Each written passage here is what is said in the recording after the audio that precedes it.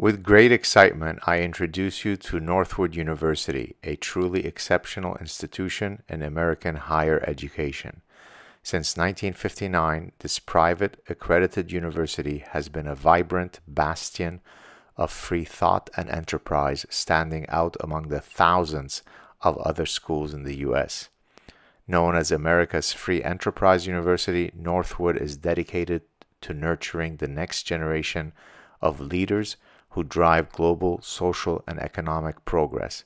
At the heart of Northwood lies the Northwood idea, a philosophy that celebrates individual freedom, responsibility, and the importance of moral law and free enterprise. This entrepreneurial spirit is evident in that 1/3 of Northwood alumni own businesses. Northwood is more than an institution. It's a movement that empowers students to think critically and champion liberty. It is a rare gem in today's academic world. If you're passionate about supporting a university that values intellectual growth and free enterprise, or to learn more about its academic programs, visit northwood.edu. Hi, everybody. This is Gad Saad for the Saad Truth. I've had many physicians lately on my show. Add to that illustrious roster, I've got another physician, a neurologist, Dr. Richard Cytowic. How did I do that?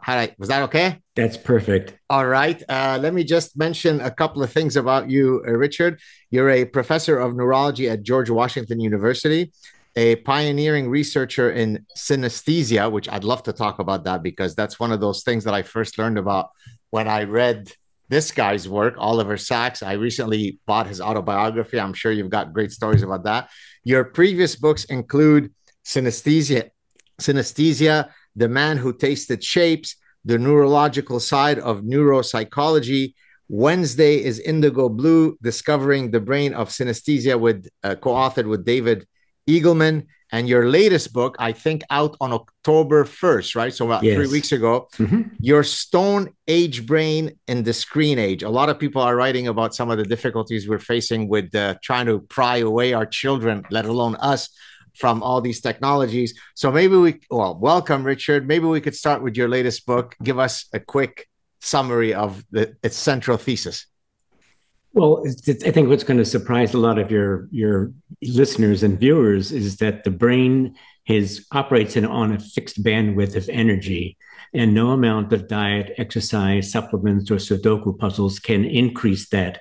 So we're up against the brick wall, and yet people are forcing themselves to multitask, to work on several screens at the same time, thinking that maybe just sheer willpower or a pot of coffee will get them through this.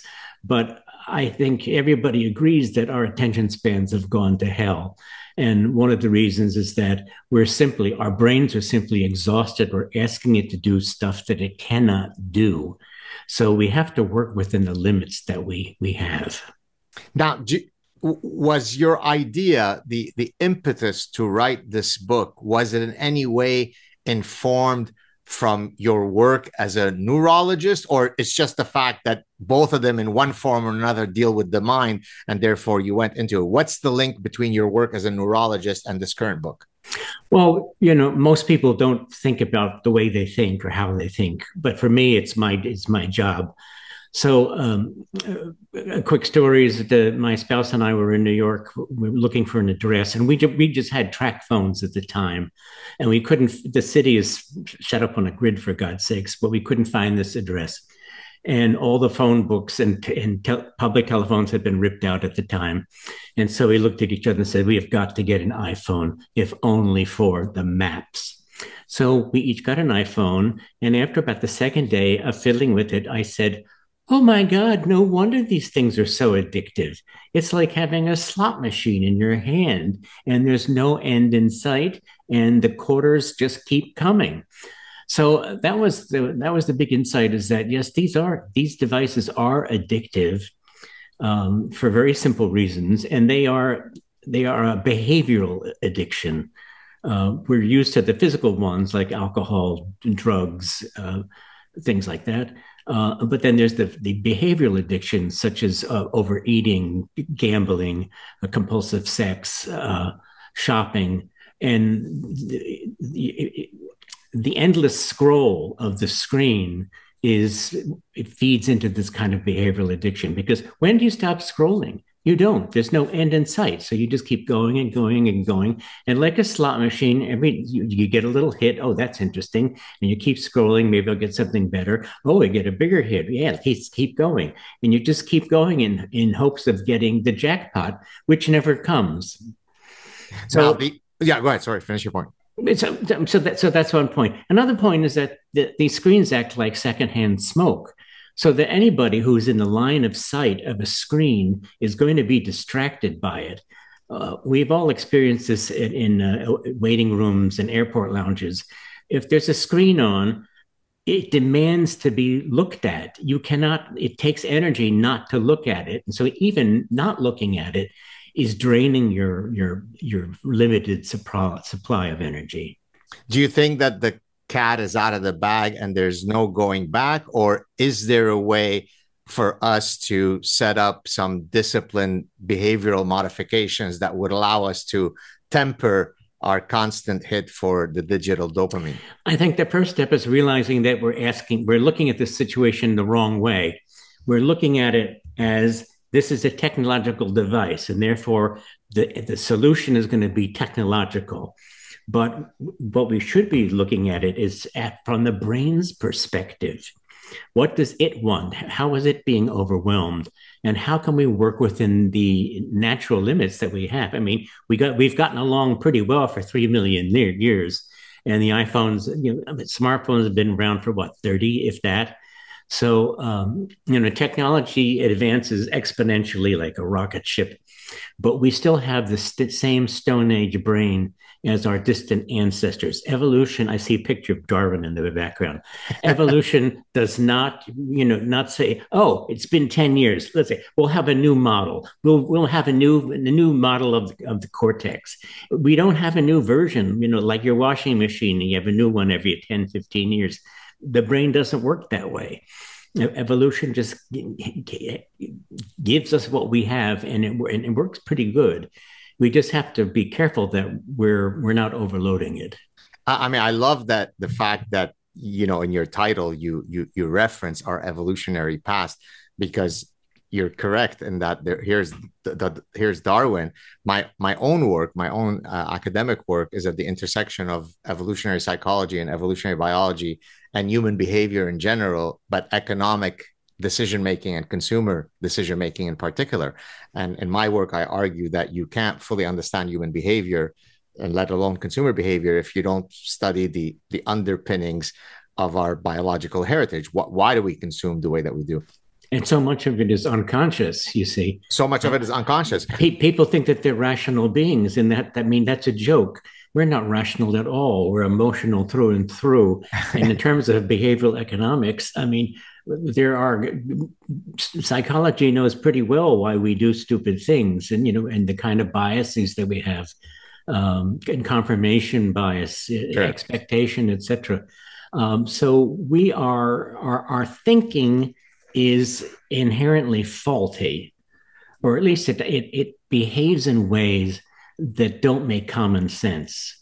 And so people can go and push themselves off a cliff, if so to speak, unless they understand what they're up against, unless they understand their own biases, for example, and that it's, the iPhone is a fantastic tool. I mean, it's better than Star Trek, and certainly better than the Apollo computers, but it's also a narcotizing agent.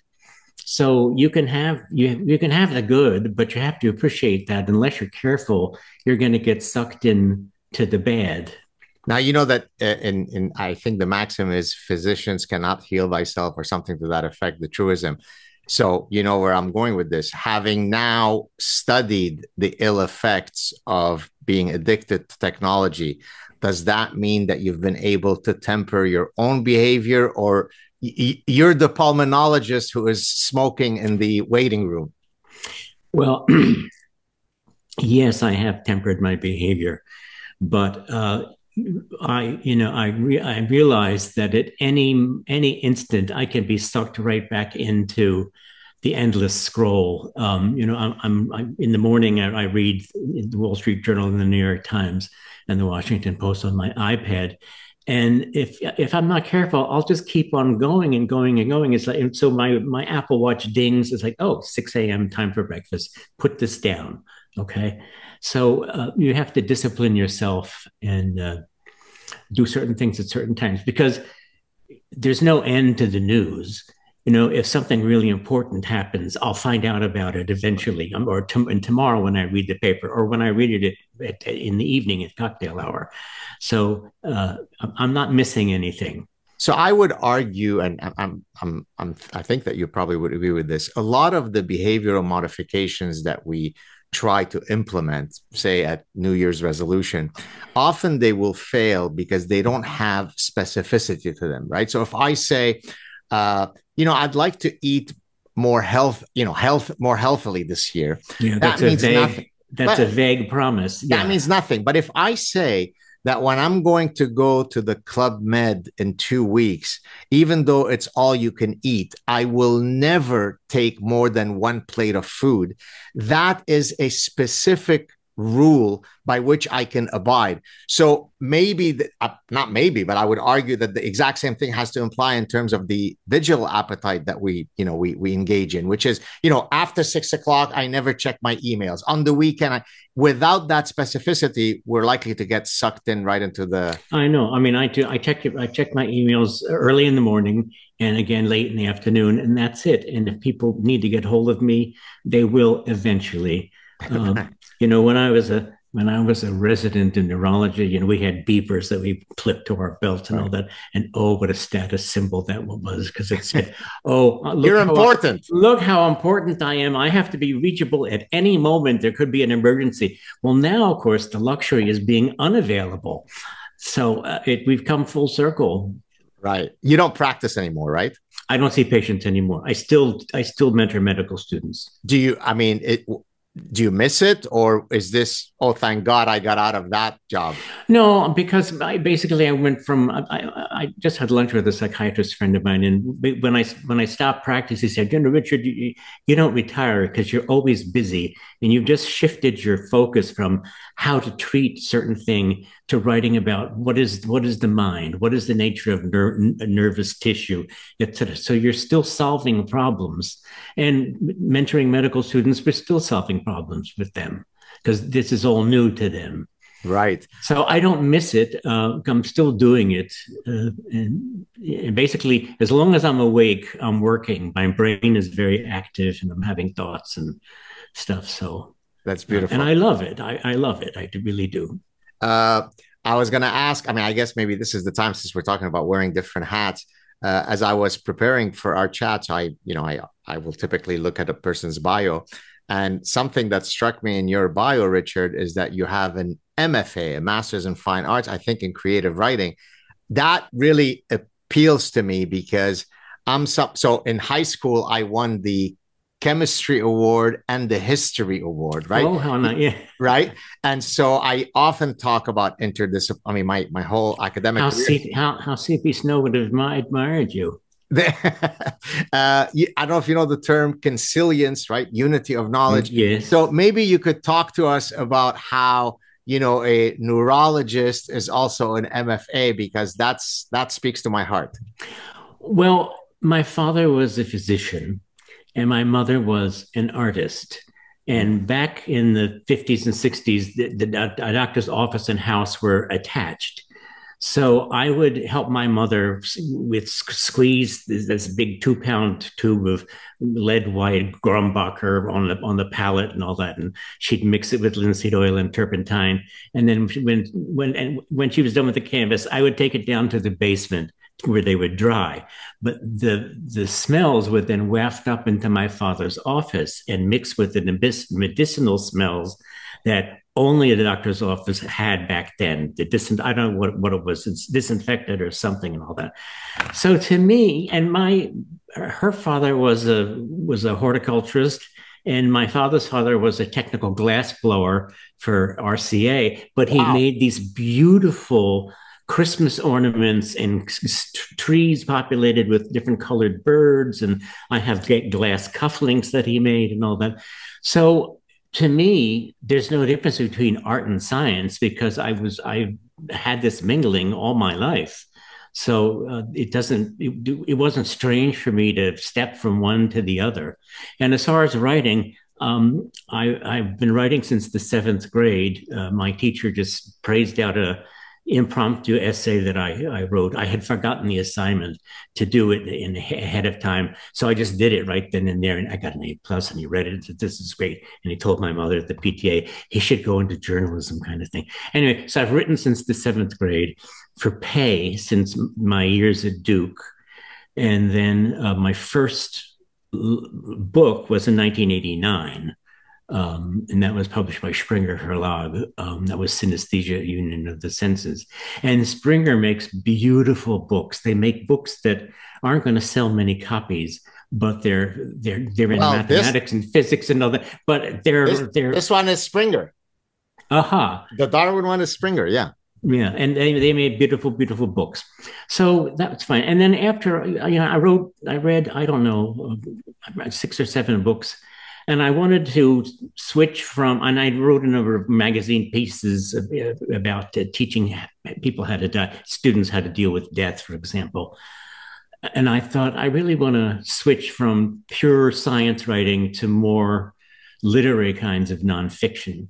And so I thought, I'll go back to school. And American University has a creative writing program. And I thought, well, they're never going to let me in. I'm too old and all that. Well, I didn't realize that somebody like me was prized. And we had 6 of us who were over the age of 50. They're called non-traditional students. We called ourselves old farts. And it was exciting being around all these creative people, young and 20-year-olds, and then the faculty, well-established writers. It was very energizing.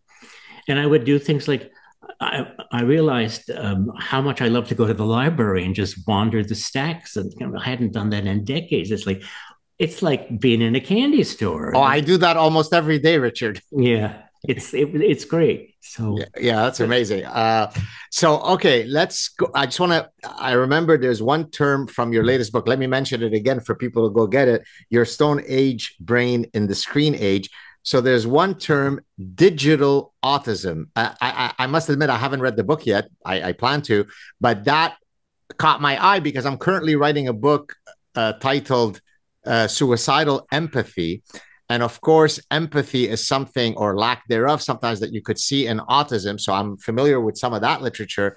But what does digital autism mean in the context of your latest book? It means that people exposed to heavy screen use, particularly young people, what the heavy exposure does is it induces autistic-like symptoms in otherwise normal individuals. They don't have developmental autism, but they have autistic-like symptoms. So the first thing is that reduced eye contact. You call their name, you're lucky if you get a grunt out of them. They won't look up. Reduced socialization, reduced language, and the thing is that if you try to take the phone away from a kid, they have a meltdown. They have a meltdown is what they have. And it's like, wow, tell me they're not addicted to this little device here. But if you do take it away and for only, I don't know, about 2 weeks or so, the symptoms go away, That's what I was going to ask you. Which they never do in developmental autism. Yes. And this was first noticed in an orphanage in Romania, where kids were exposed to TVs and screens all the time. And the doctors there noticed these autistic-like symptoms and removed the devices and noticed the dramatic reversal of symptoms. And so there are boot camps that would go into for digital detox, like Hillary Cash's Restart, for example. There's quite a few around the country now. And basically, kids get sent away to this camp, and they have no screens, no devices. no radios. They just each other and the counselors, and they have to talk to one another. They have to play with each other. They have to engage over their meals. That, in other words, they have to socialize, which is something they haven't done in a long time because they're so sucked into the screen here. And so it has a caustic effect. Are you familiar with the recent book also by on the same topic by Jonathan Haidt, The Anxious Generation? I think it deals with roughly the same types of issues. I've not read it, but we corresponded some time back. We're on the same wavelength, basically. Right. He's approaching it from a different angle than I am, whereas I'm looking at it from the brain's point of view, but pretty strictly. And not only just exposure to screens, but what happens with the lack of sleep? What happens with all this blue light that we're being exposed to, etc. So there's quite a. And then what about the loss of cursive handwriting? How does that affect thinking? So there's quite a lot of material in the book that I cover. Here's a empirical question that maybe it's been addressed, and if it has, I'm sure you probably have the answer. So I'm a voracious reader, but I found that even for someone who, I mean, I'm not a teenager, so my brain is not quite as malleable. I'm not quite as addicted as some of the young folks, but I find sometimes that because I've been conditioned to also do the scrolling for the next hit, that at times I really have to work hard to not interrupt my reading flow because I've lost a bit of the ability to completely be immersed in the book. So is there any research that links the amount of digital technology that I consume and my reading consumption? I don't know if there's any quantitative link that's been established, but there's a wonderful book called The Revenge of Analog, and it talks about people who write in Molesky notebooks or sketch on Ansch's paper, or talk about the finishability of a novel, of the kind of pleasure you get from linear thinking, being able to follow a linear argument, not just one screenful at a time, not just a paragraph at a time, if you're lucky, because we don't hardly get that much in these little dribs and drabs that we get online. But to be able to follow a sustained argument is really building your cerebral muscles. Yeah, beautiful. Okay, I want to go now, as promised in the intro, to synesthesia. Yes. Before we do that, so this is I think I read what I'm about to describe is called The President's Speech. It was one of the chapters in Oliver Sacks' The Man Who Mistook His Wife for a Hat. Mm-hmm. And are you familiar with that particular chapter? Do you know what I'm talking about? No, I'm not. So at one point, Sacks, who was also a neurologist, was doing his rounds, and he passes by a room, Richard, where the people who were in that room were all suffering from aphasia. Mm-hmm. But yet they were looking at the screen, listening to some president. I can't remember who the president would have been at the time, maybe Reagan. And even though they couldn't understand the words that were being enunciated, they were all cracking up. And so that took him aback. Why are they laughing? And apparently the explanation he gave is that even though they couldn't understand the words, they understood what seemed like some of the falsity in political speech, and they were responding to those intonations.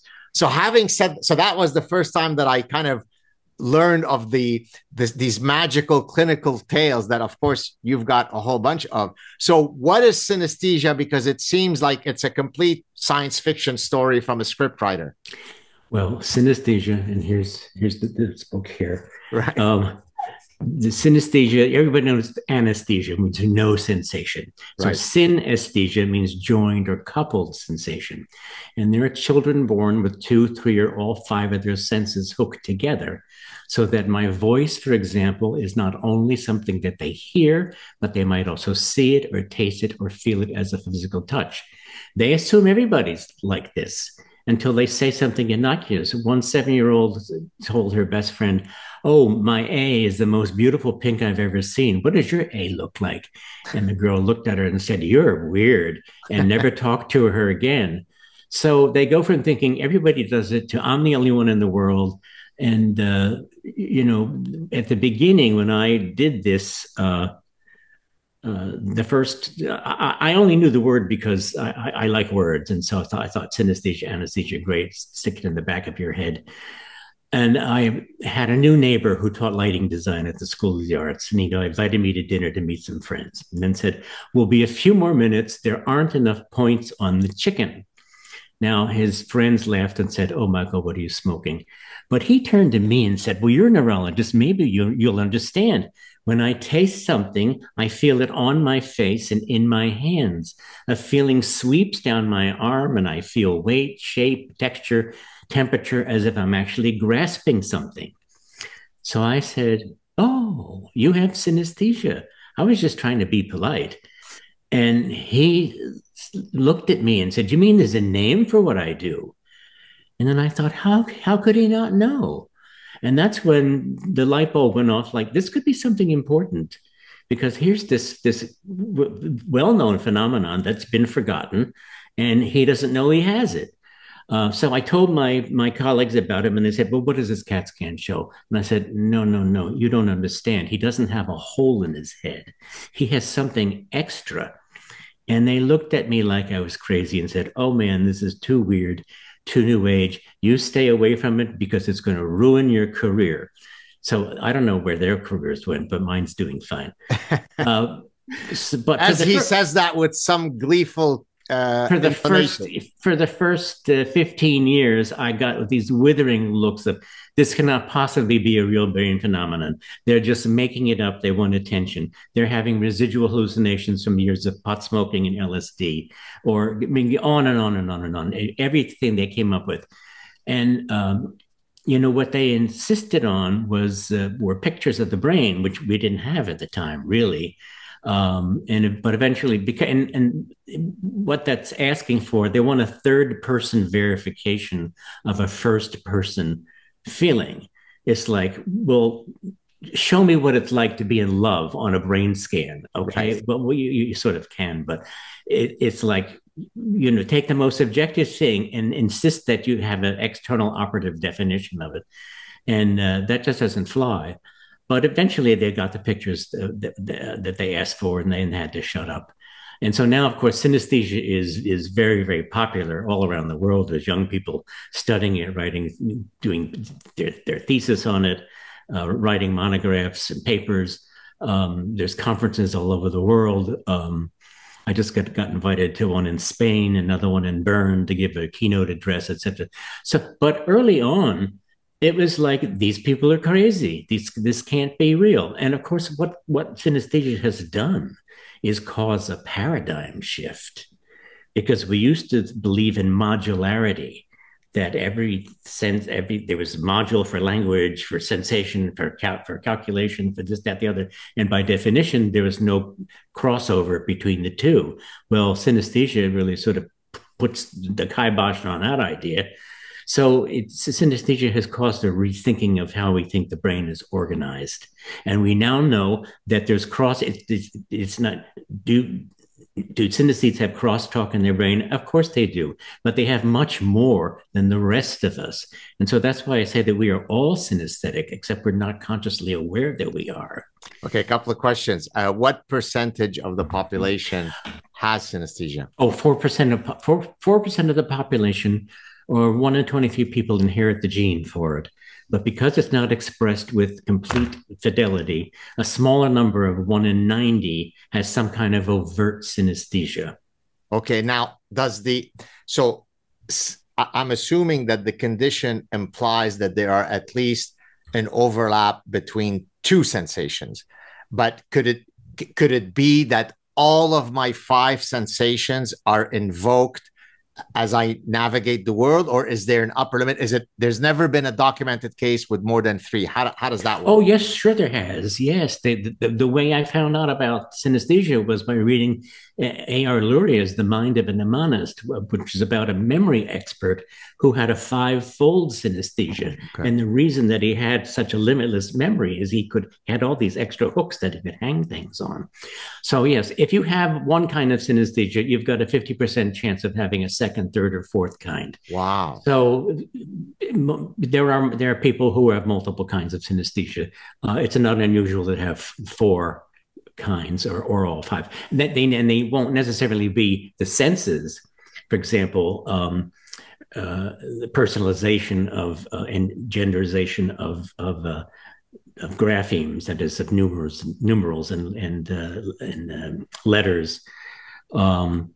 Seeing time in three dimensions in space that encircles you. These are called number forms. So people say, where's seven? Well, seven is down here. It's brown and it's by my knee. So, and they have it's like having a Filofax or calendar that's limitless. So birthdays and certain appointments and things are colored in a certain way in this spatial configuration that encircles the body. David Eagleman's done a lot of work about on number forms. And you mentioned just a few minutes ago about, brain imaging and, you can't quite see love. And then you corrected yourself, said, well, you can.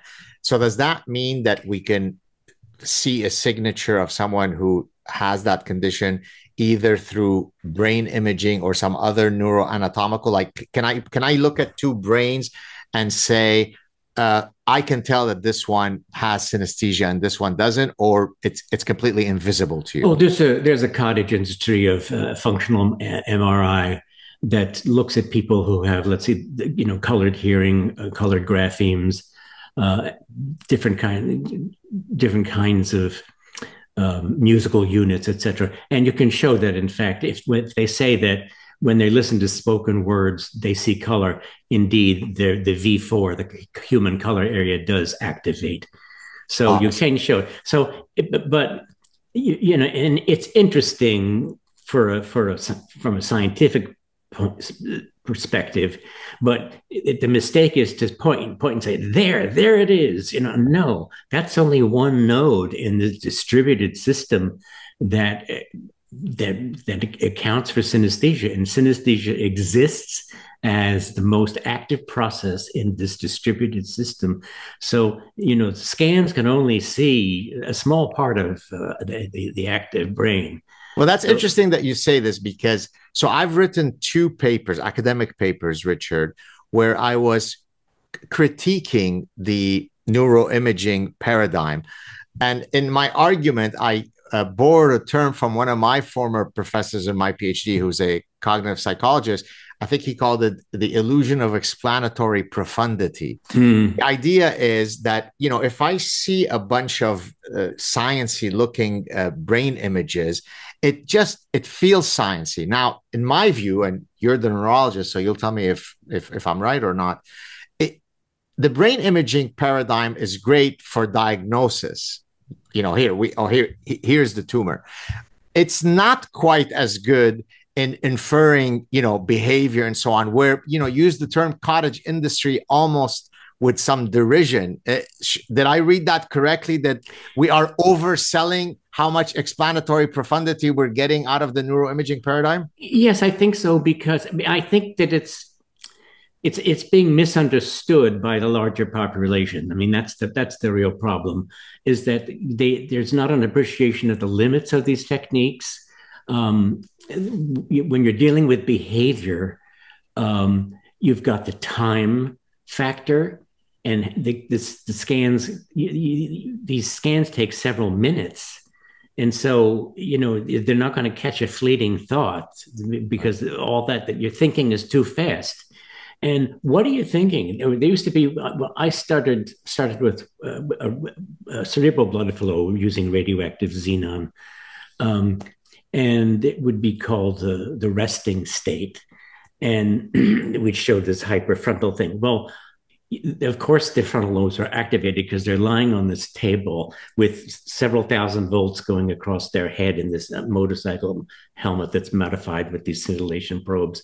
And the doctors were there telling them, relax, relax, relax. And so, of course, so what's the resting state? Right. That's assuming that the brain is a tabula rasa. Well, they could be thinking about their laundry list, their shopping, having sex, fantasizing, God knows what they're thinking about. It's not a resting state. Their mind is very, very active. So I think it's a misnomer to think that the thing that you're pointing to that's activated is the only thing that's going on at the time. Right. And that's just not the case. It may be a personal question. So my background is in psychology of decision making. That's what I did my PhD on. Specifically, I studied how much information do we acquire before we stop acquiring additional information and commit to a choice. So I studied those cognitive processes. So I'm very much steeped in the behavioral decision theory and psychology of decision making literature and so on. So as someone who studies decision making, I'm always interested when I have people on to ask them, how did they make the choices that they made? So when you were deciding to specialize in a particular medical specialization, what do you remember, or was there a mechanism by which you said, neurology is for me, not internal medicine? Or neurology picked me. Okay, you see, I hated it in medical school. I hated neuroanatomy. We made all these drawings with colored pencils, and then the next day the professor came in with all the exceptions, and we had to tear that away and make a new one and all. So just before a big exam, somebody we never heard of before came in with a 28-page handout outlining, quote, some of the highlights of the limbic system, the emotional brain. Well, we threw a fit and marched into the dean's office saying, this is impossible. And then trying to study for that exam, in a fit of pique, I threw my notes off the balcony of my apartment. Well, obviously, I retrieved them.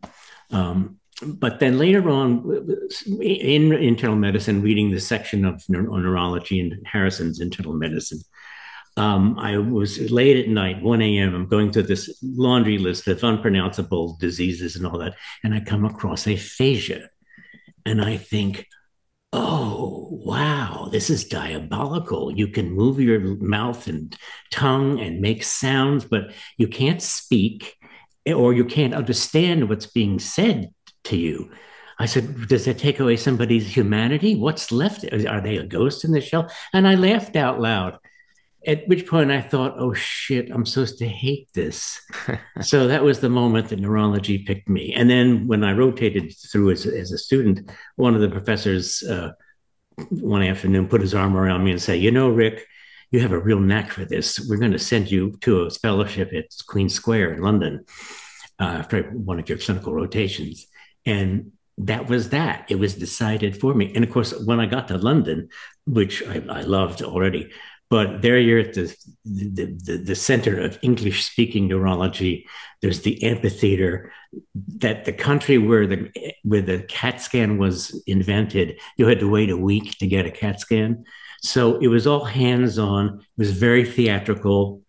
Yeah, I remember in one rounds, Brian McArdle of McArdle's disease was chastised. The resident that said, we need to get an EMG. He said, what for? I said, well, to document the weakness. And the doctor said, you've just shown us that they're weak. You don't need to test. Only Americans do that. Did you ever get a chance to meet or interact with Oliver Sacks? We corresponded. We never met in person, but we corresponded. And any fun stories that our viewers? Well, people always, people often ask whether we were alike or not. Of course, we weren't alike at all. Other than the fact, I guess that we're both gay. There must be something about being gay and being a neurologist that goes together. But Oliver was this like Talmudic kind of approach to it, and I just have a different kind of approach. So, approach to being gay? No, to being a neurologist. Okay. Because I missed the part in the Talmud where you. Okay, I see. Okay, so what are some of the next? I mean, I know now you're promoting your latest book, but what are some projects that keep you up, excited about what the future holds? Maybe you can tell us a bit. I always wake up with a sense of purpose. It's wonderful. It's great to be alive. My next project is a suspense thriller called What She Saw. It involves murder. It involves synesthesia. It involves poisoning. It's a fiction book. This is a fiction book, and I'm doing it in with a collaborator, one of my old MFA students. She's a little bit older than me. Wow. She's been a successful playwright. She's having a reading in London of her upcoming play. So we're gonna on the 11th. I leave for the Virginia Center for Creative Arts, which is an artist colony 3 hours away in the foothills of the Appalachians. And so we're going to be working there together for 6 weeks, working on this new project. So you haven't struck a word yet. We have. No. We one afternoon in the Southampton Writers Conference, it was raining, so we were standing under the eaves. And after lunch, waiting for the showers to stop, and I had my little recorder with me. So in an hour, we dictated this whole plot of this thing, but it sat for a while because we were both busy with other things. And then just this past year, we started resuming work on it. And we've been Zooming sessions and getting a little preliminary work done, so that by the time we get to the artist colony, we'll be able to hit the ground running. Well, I'm glad that you said that you're working on it, because if you hadn't said that, then my next question wouldn't make sense. What is the difference in your creative process? All of your previous books have been nonfiction, correct? Yes.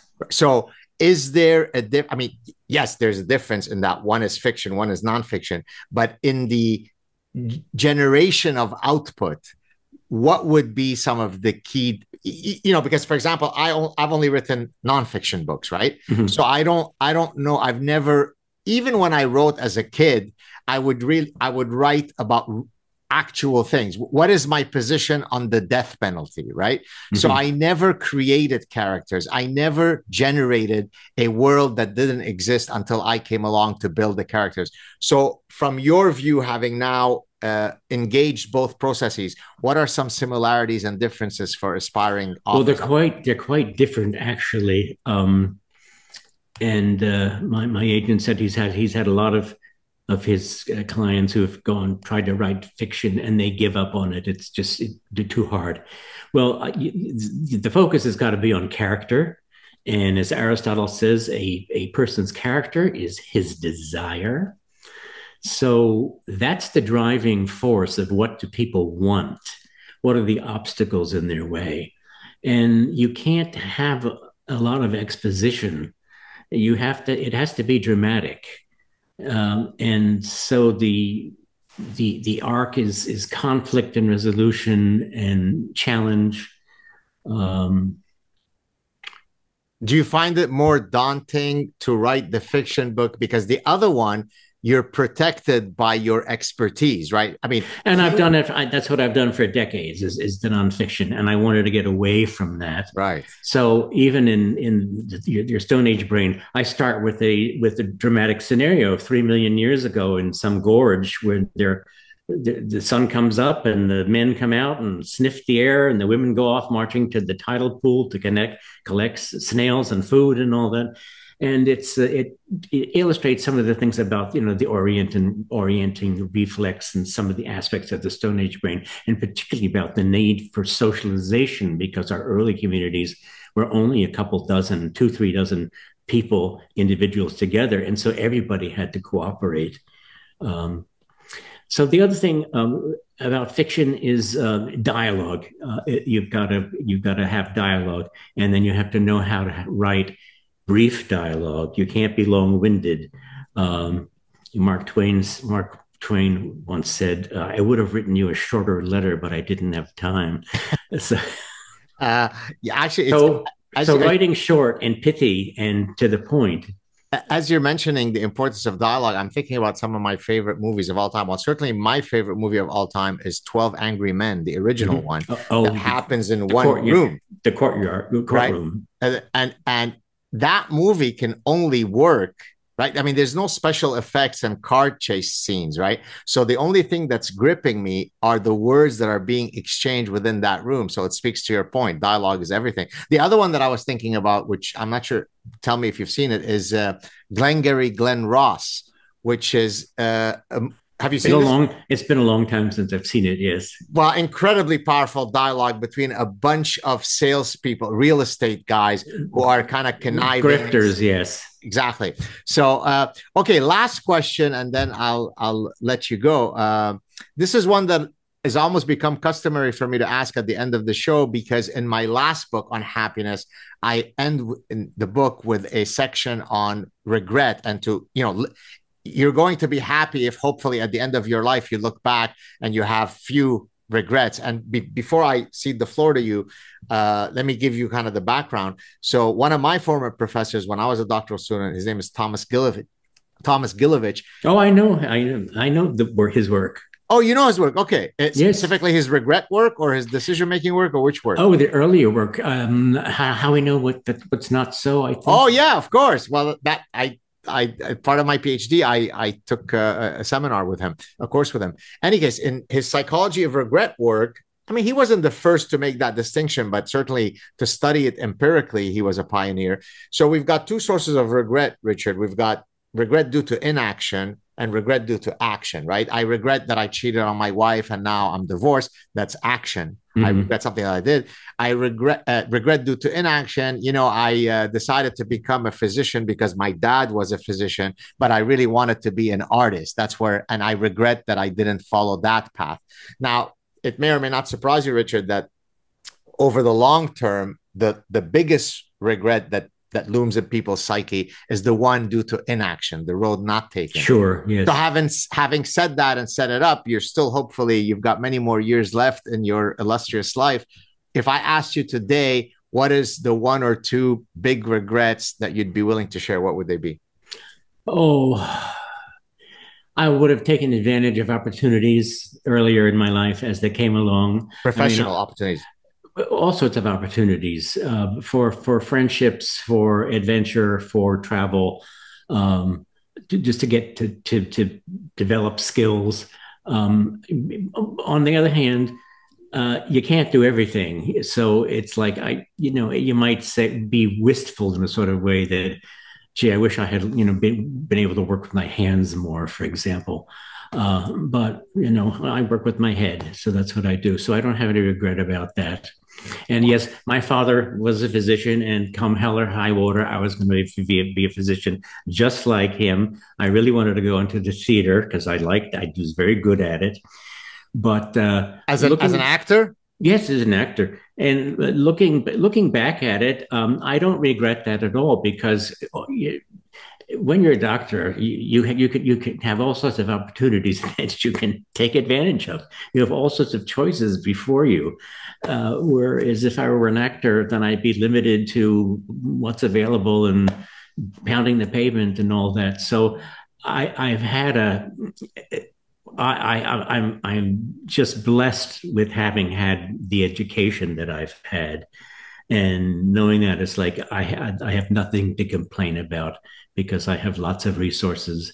And if I ever feel sorry for myself, smack me. Well, gratitude is certainly part of the recipe for happiness. Let me mention the book one more time. Wear My Glasses, your latest book, Your Stone Age Brain in the Screen Age, just came out in early October. Check it out. Richard, stay on the line so we could say goodbye offline. Thank you so much for coming, and best of luck with the book. Thank you. Cheers.